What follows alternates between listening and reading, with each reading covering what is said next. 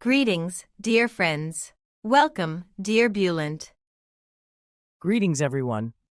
Throughout April, we had read and discussed the topic of time comprehension with you. Yes, this is a rather challenging topic, but with the images and slides you prepared and the examples you shared, I think our dear friends understood some key concepts.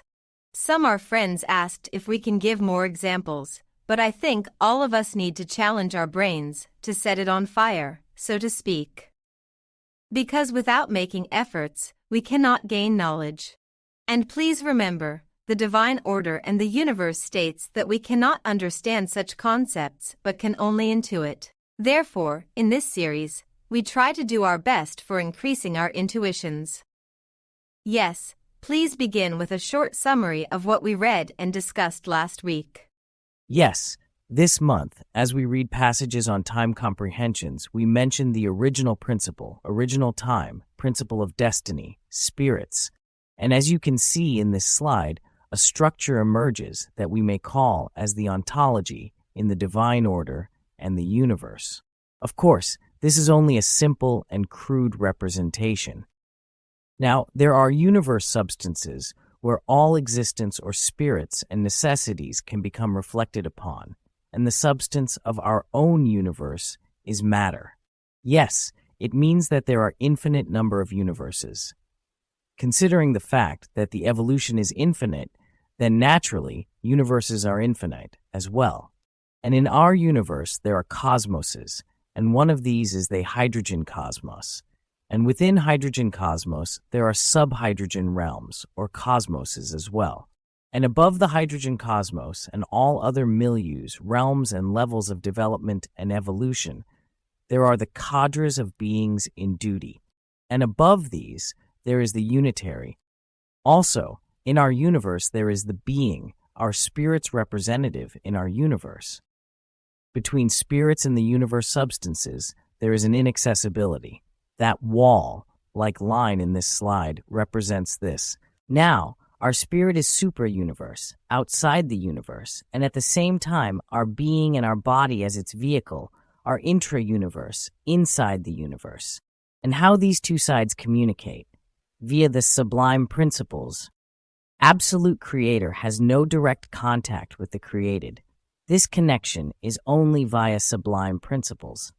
And spirits, via these sublime principles, are reflected or projected inside the universe through the uppermost point of the universe, that is, the unitary. Again, this connection is indirect by induction via influences.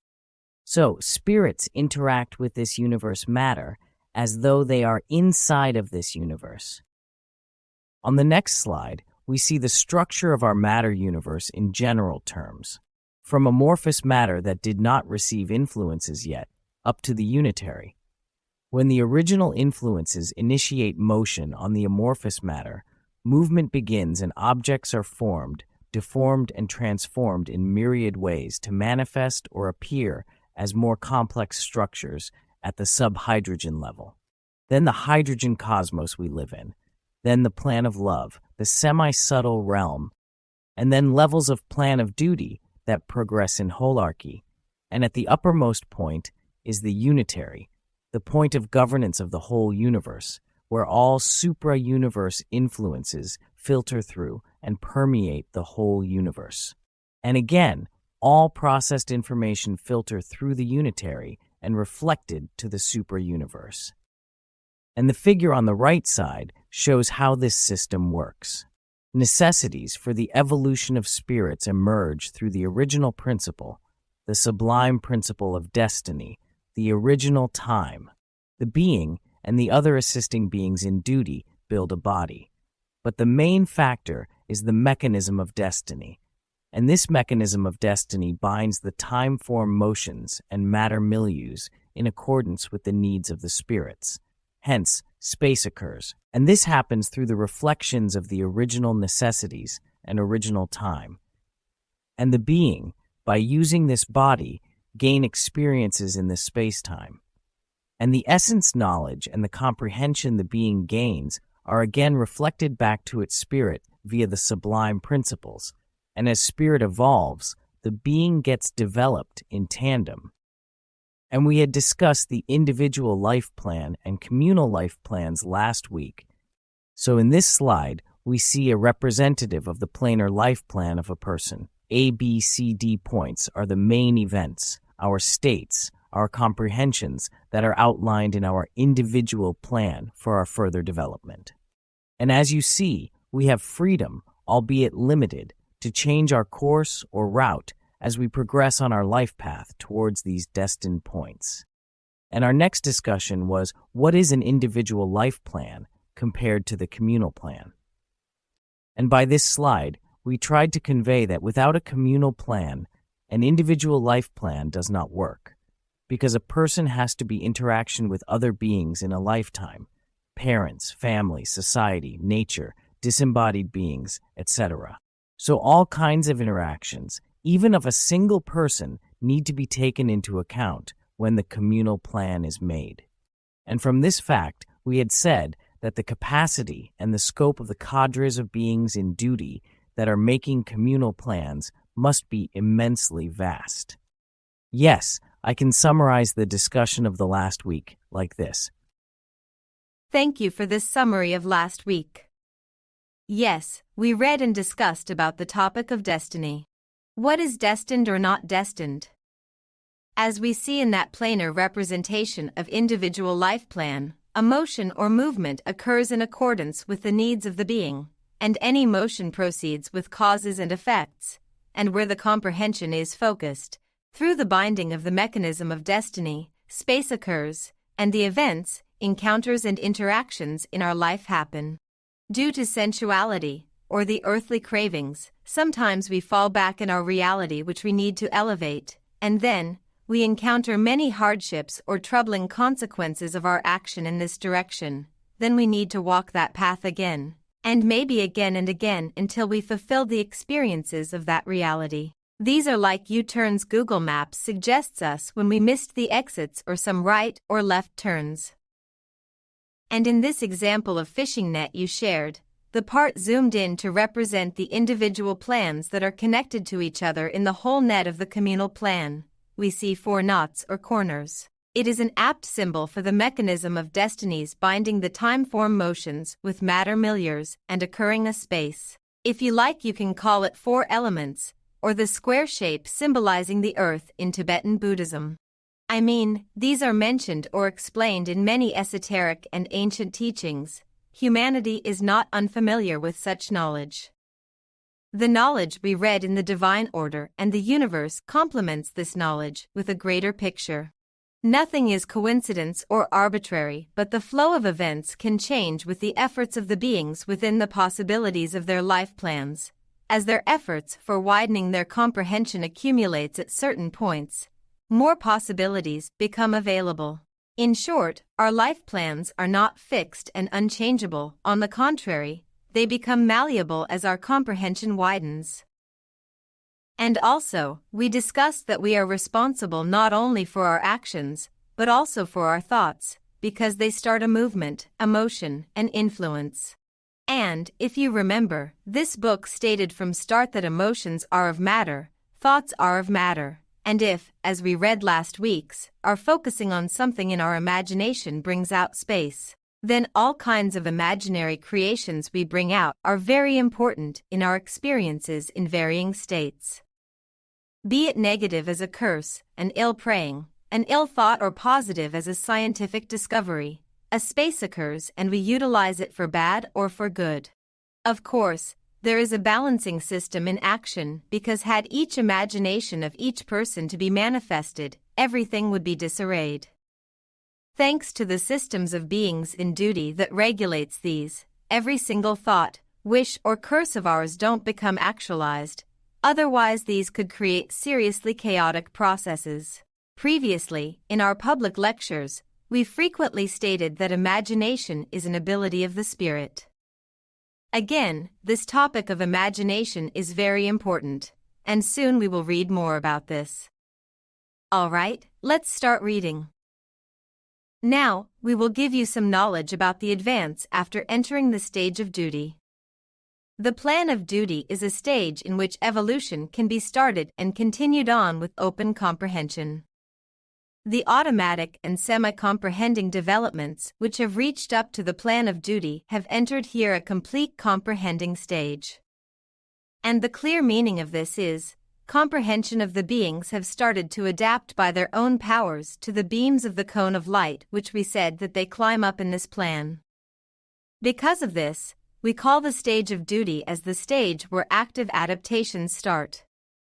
As advanced at this stage, comprehension's fields of adaptation to the necessities widen as well, that is, comprehension of the original time that flows as it evolves, adapt in wider scopes to the divine necessities belonging to the spirit and universe relations. In other words, all comprehension unifies with these necessities and consequently, with each other, and we call this a state of unity, that is, the unitary.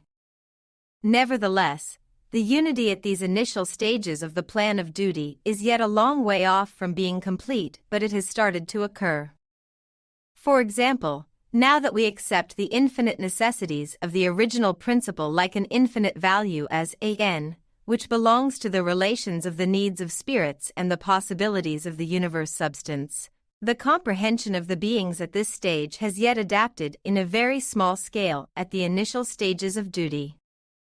And with whichever necessities comprehension has entered into harmony, that is, the state of unity, there it becomes truth. And that being makes up a part of the harmony there. So, this is participation in harmony, to become part of the harmony.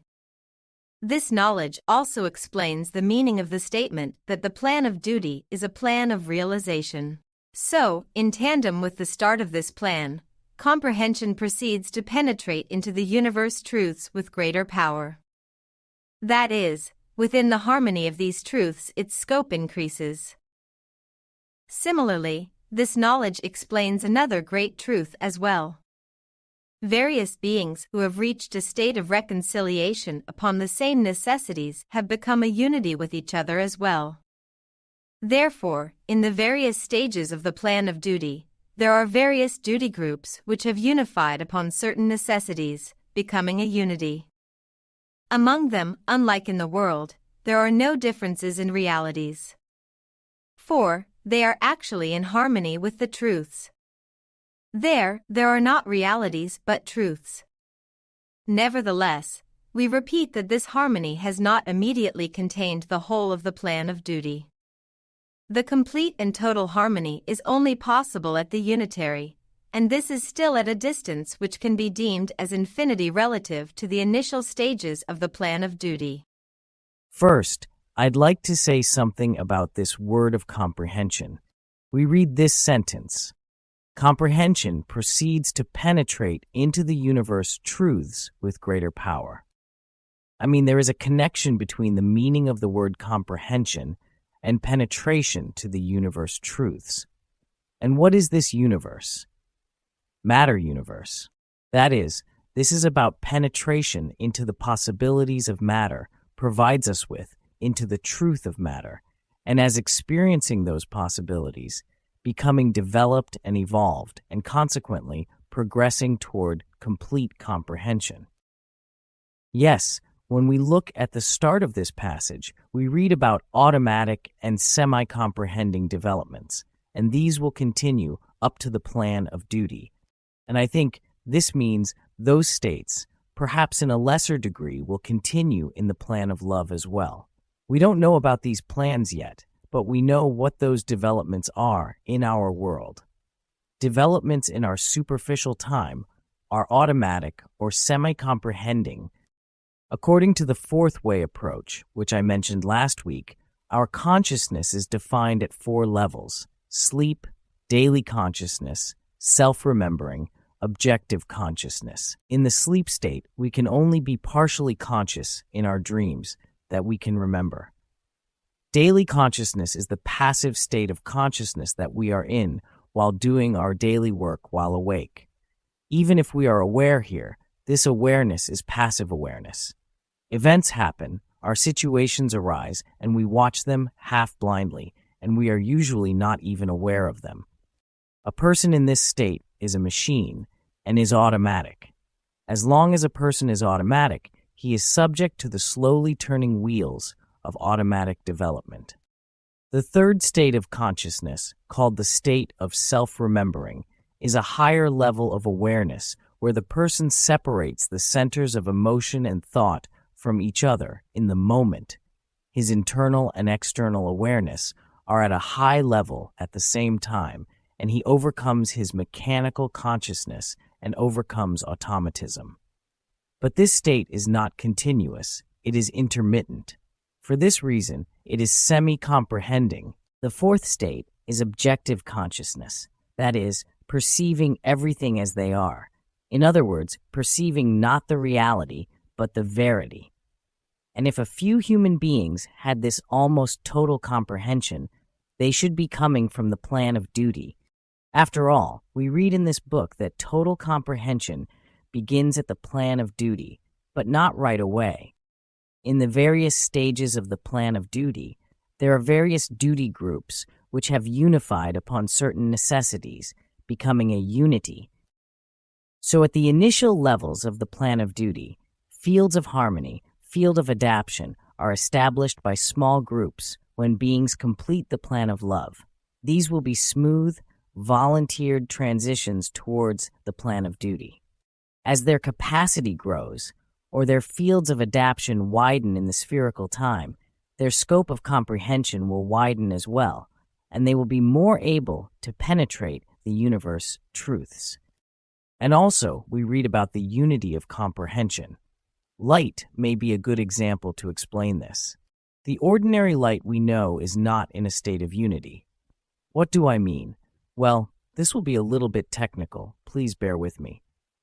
Within the ordinary light, there are many wavelengths, short ones, long ones, wavelengths we can perceive or cannot. And there are phase differences between those wavelengths. That is, they are not in unity, in harmony, or adapted to each other.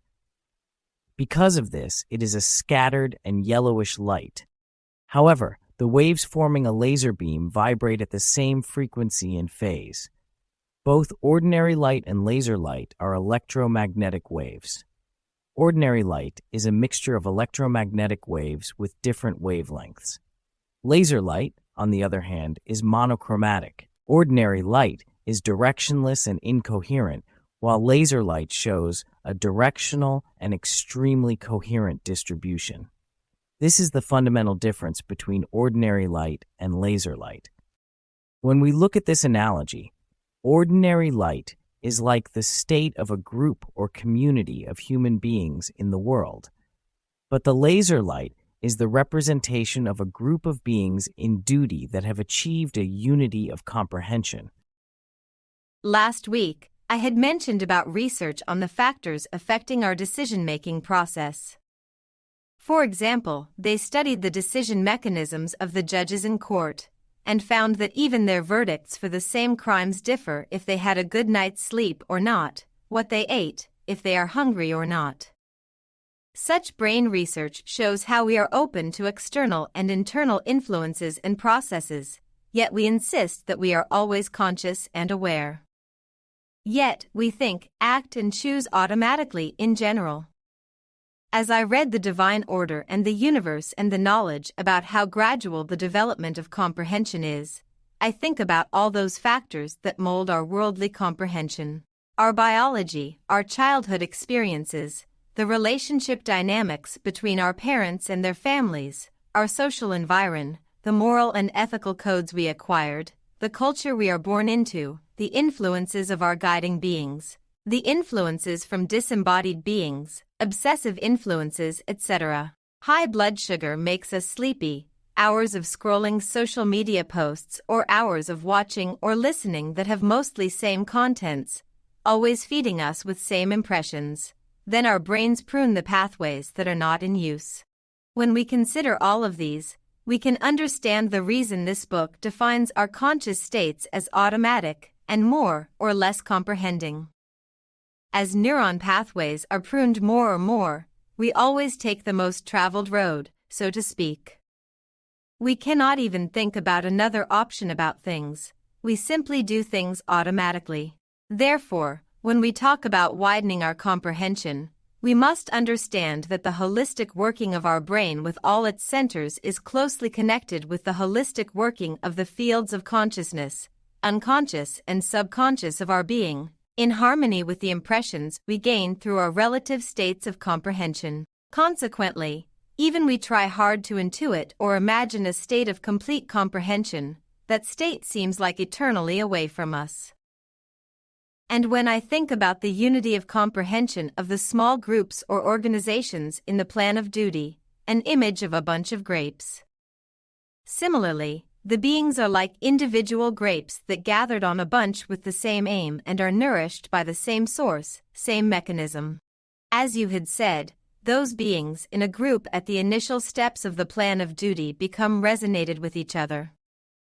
As human beings, we experience very small-scale versions of such resonated states. For example, when a person is sad and crying, we also feel sad, or when one of us in fear or rage, then others around also get affected.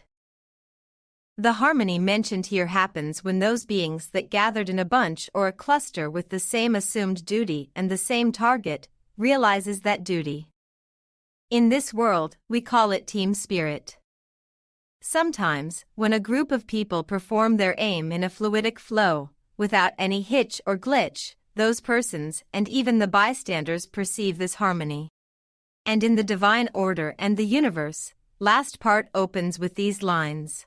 You, who can be you with matter and nothing with everything, and can adapt to the harmony of this everything, long for the moment when you will be of that harmony.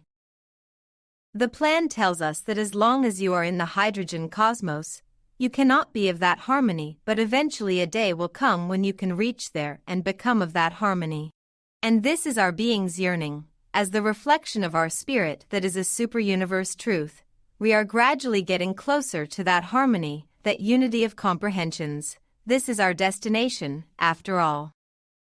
Yes, there is almost eternally long time until we reach there, so let's continue talking about the preparations we do for the Plan of Duty while we are in this world, within our human bodies in the light of this clue given in this book, to adapt, to widen our field of adaptation or field of harmony. Harmonizing with the realities in an increasingly conscientious way is one of the preparations we do. Whatever it is. This may be harmony within family, harmony with our body, etc. And whenever we have a transpersonal experience and perceive a scent or trace of that harmony, then we may feel we are soaring high as if suddenly we had grown wings. Yes, let's continue reading. At the unitary, there are no realities anymore. The original necessities, which are the original principles flux in universe, the mechanism of destiny and the original time, which are the flux of the principles of destiny and time in the universe, put into effect the unity by joining with the comprehensions there. That place is the truth itself. It is the last boundary of the universe and the expression of the realization of evolution. The whole administration of the universe is possible only with the permeating influences filtrating from here.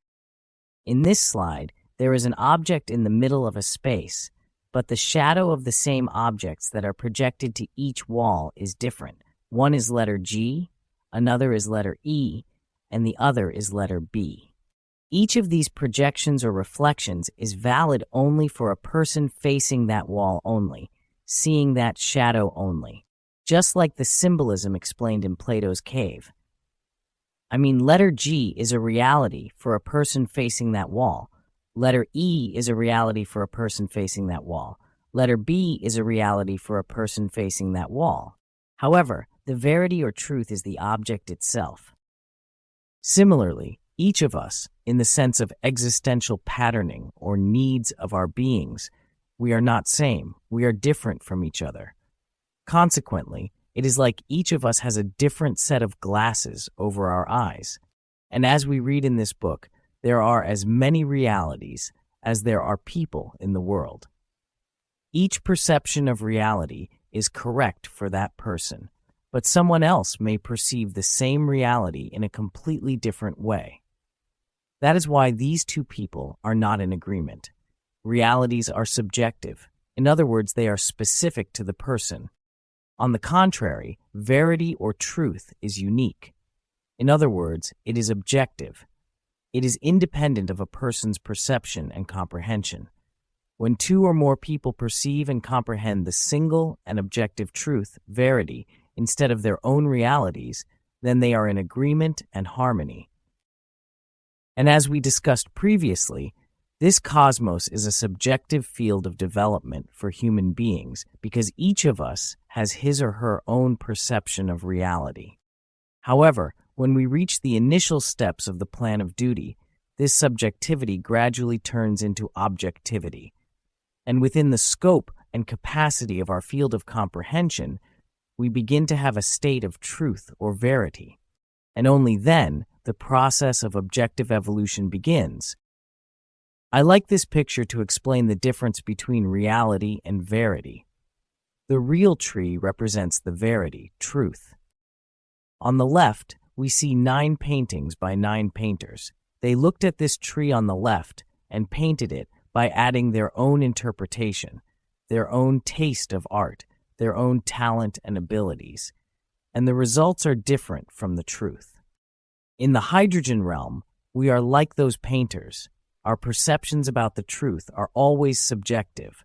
And as Ms. Schimberg mentioned, in some extraordinary moments when we have transpersonal experiences, we sense a trace of the verity and we feel free.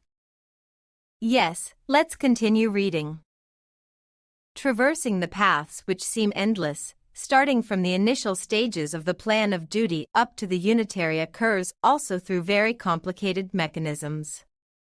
In order to give knowledge about this topic, let us go back to the moment when the base of the cone of light in the symbolic projector was at the initial stages of the plan of duty. The beings started to climb up towards the top of this cone of light. We have mentioned about the comprehensions here which become partners on certain necessities and that they entered into a state of a single being. Such a state does not exist in the realm below the plan of duty, for example, in the world.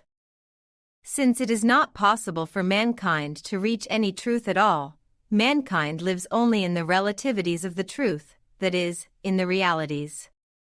Because of this, whatever the number of comprehensions in the world is, there are the same number of realities. This is because, in the world there is not the truth itself, but relative and miscellaneous manifestations of truths which vary in accordance with various capacities of the comprehensions. The things which can be valued in accordance with each comprehension's own capacity will certainly be different from each other. Because of this, in the world complete agreement and unity of comprehension upon any point is not possible. This can only start from the plan of duty. These reconciliations which start at the plan of duty load some deeds and duties on the beings and subject them to some obligations, in accordance with the width of their fields of adaptation. And they widen their fields of adaptation more according to the degree of merit they will acquire while rendering their obligations, and they climb up the higher steps of the stages of plan of duty which arises towards the unitary. However, these obligations of beings, as it may come up to mind in the lower plans, are not things that are given or taken. For after all, entering into a state of reconciliation with truth means unifying with it, and the true meaning of what we call obligation emerges from this unity.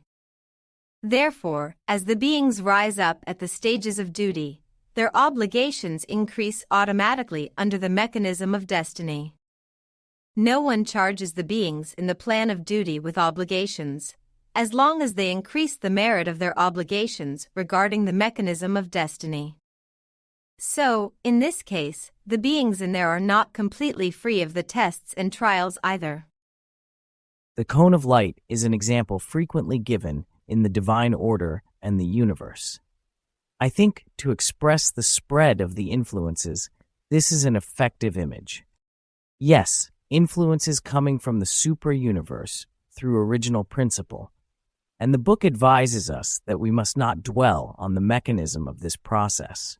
Influences filter through the unitary. Then, in accordance with the necessities, they permeate towards the levels of plan of duty, then towards the subjective plans of development, and until they reach to the amorphous matter. And with the initial motion of matter, within eternally long stages, natural actions and resultant acquisitions are reflected back to the spirits that are super-universe. In other words, as the influences are descending from the sublime principles, the beings are ascending through the events they experience via these influences. That is, starting from the amorphous matter, then to the subhydrogen, later, subjective evolution plans in which we exist as human beings, then the levels of the plan of duty, up to the unitary. We had said that in the developmental levels of subjective evolution, the structure of our comprehension and understanding is suitable for perceiving realities only. You know this well-known parable of the blind men and the elephant. Yes, as you see in this slide, it is like that. With the worldly comprehension, each of us sees only small parts of a huge elephant in different colors. Moreover, we assume what we see is the entirety of the elephant. And when we compare what we assume, each of us describe and define differently, and we never reach an agreement about what an elephant is. Nevertheless, in this human stage, we need to start by perceiving, learning, and comprehending small parts of the elephant. However, the real elephant is the whole as the sum of all those parts and pieces we perceive. And as human beings, it is impossible for us to see the entire truth of the elephant. This becomes possible only at the plan of duty. Yes, if the elephant represents a truth, a verity, what happens at the plan of duty? We reach the initial levels of the plan of duty and begin to see the elephant. As our comprehension gets wider, we begin to see the prairie the elephant is in. Our comprehension gets wider, and we see the savanna and the other herds of elephants. Then the plains, hills, mountains, valleys. Then the whole sphere. As our comprehension gets wider, the scenery we can perceive gets wider as well. And as the comprehensions of being get wider as they gather as groups and organizations, consequently, their responsibilities increase. And as they fulfill the responsibilities of the duties they assume, their merit increase, and the field of adaptation expand accordingly.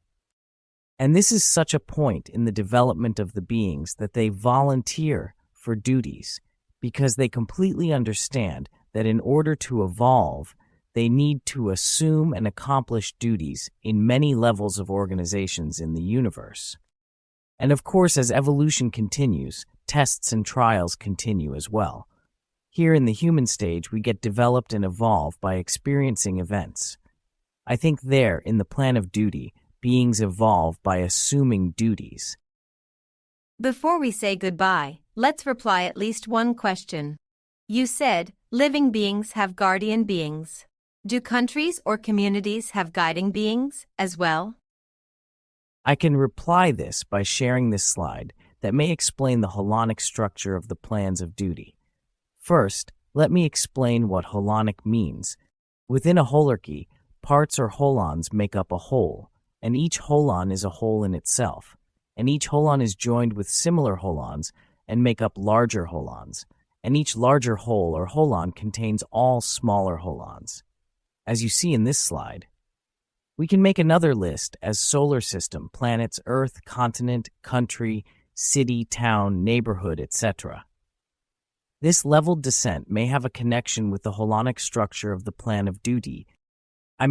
There may not be a single guardian being for a country, but an organization within the plan of duty may be responsible for the general development of a community or a country or a continent.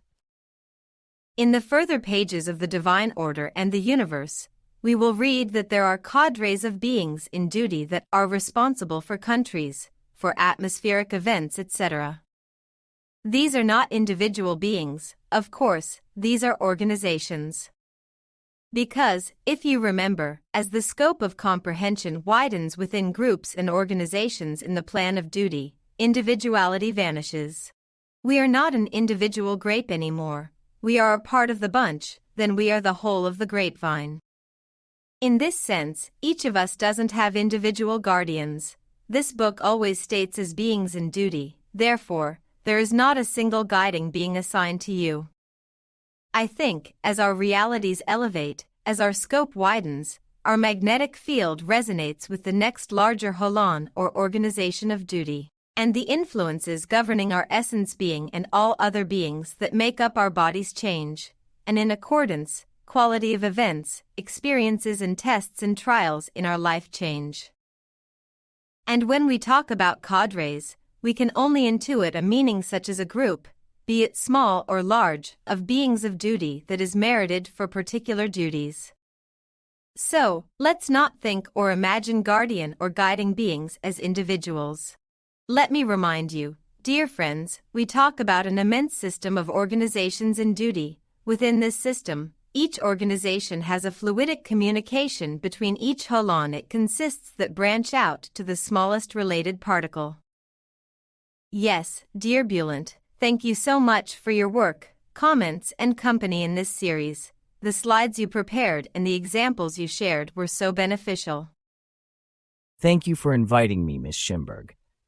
As I prepare for each Monday evening this month, so many new insights and ideas popped up in my mind, and I said to myself, how did I miss this or that sentence in this book?